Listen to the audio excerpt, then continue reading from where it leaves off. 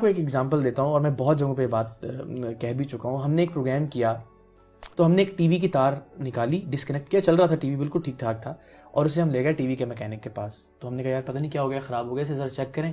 اس نے بہت تھوڑی دیر اس کو چیک ویک کرنے کے بعد کہا کہ اس کی آئی سی اڑ گئی ہے اور اس پہ 13,000 روپے لگیں گے. حالانکہ وہ میکینک ہے, وہ ظاہر جانتا تھا کہ صرف ایک تار ڈسکنیکٹ ہوا ہے. اسی طرح فریج کا ہم نے ایک تار ڈسکنیکٹ کیا, فریج والے کے پاس لے گئے, فریج والے کو کہا یار دیکھو یہ تو چلتے چلتے بند ہو گیا. اس نے بھی بہت میٹر لگائے, اس کو پسینے میں شرابور کہنے لگا اس کا کمپریسر اڑ گیا ہے اور اس پہ 18,000 روپے لگیں گے. پھر ہم نے سب سے دلچسپ چیز کی کہ ایک موٹر سائیکل کا ٹیوب خریدا, ٹائر کا نیا برانڈ نیو, اسے ٹائر میں ڈالا اور پنکچر والے کے پاس لے گئے. تو ہمارا جو بندہ تھا, جو رپورٹر تھا, جو خفیہ کیمرے سے ریکارڈنگ کر رہا تھا, اس نے کہا یار میں پانی پی کے آتا ہوں, ذرا دیکھنا اس کے پنکچر. تو جب وہ واپس آیا اس نے کہا جی اس میں 2 پنکچر تھے, میں نے لگا دیے 20 روپے جو بھی اس نے پیسے لیے اپنے. تو جب میں اس بندے کے پاس گیا واپس, پنکچر والے کے پاس, سب کے پاس گیا, میں پنکچر والے سے پوچھا, میں نے کہا اللہ کے بندے تم نے نئی ٹیوب تھی پچھلی دکان سے خریدی ہے, یہ اس کی رسید ہے, اور اس لیے کہ بندہ سر پہ نہیں کھڑا تھا تم نے کہہ دیا اس میں 2 پنکچر تھے اور پیسے بھی لے لیے اس کے.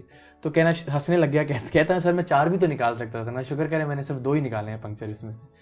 تو مجھے یہ لگتا ہے کہ جس کو جتنی کرپشن کا موقع مل رہا ہے, اب دیکھیں نا یہ پنکچر والا جو آج 20 روپے کی کرپشن کر رہا ہے, اگر یہ کل حکمران بن جائے گا تو کیا یہ 20 ارب کی کرپشن نہیں کرے گا؟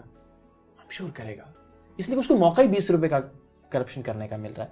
جو ٹی وی والا 13,000 روپے کی کرپشن کر رہا ہے وہ 13,000 ارب کی کرپشن کرے گا. تو مجھے لگتا ہے کہ جب یہ قوم ٹھیک ہوگی نیچے سے, جب ہم حلوے کی پلیٹ پہ ووٹ نہیں دیں گے, جب ہم بریانی کی پلیٹ پہ بکنا چھوڑ دیں گے, جب ہم قیمے والے نان پہ اپنی بولی نہیں لگائیں گے, تب حکمران بھی ٹھیک آئیں گے, تب حکمرانوں کے فیصلے میں بھی. تو ہم توقع یہ کرتے ہیں کہ جی لیڈر ٹھیک آ جائے گا تو قوم ٹھیک نہیں ہوگا. ایسا ہمارے پنکچر والے کو ٹھیک ہونا پڑے گا, ہمارے عالم دین کو ٹھیک ہونا ہوگا, ہمارے صحافی کو ٹھیک ہونا پڑے گا, ہمارے وکیل کو ٹھیک ہونا پڑے گا, ٹی وی کا میکینک صحیح ہوگا. سب لوگ جب کرپشن کر رہے ہیں اور ہم یہ توقع کریں کہ جی ایک لیڈر پورے ملک کو بدل دے گا, سوال ہی پیدا نہیں ہوتا.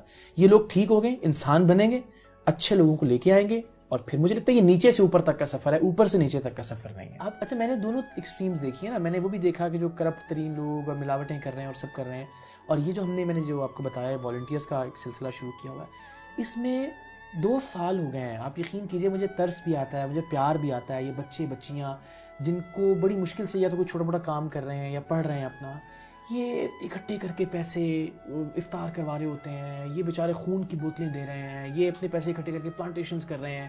تو صرف تھوڑی سی سمت نمائی اگر کر دی جائے تو یہ اتنے شاندار لوگ ہیں.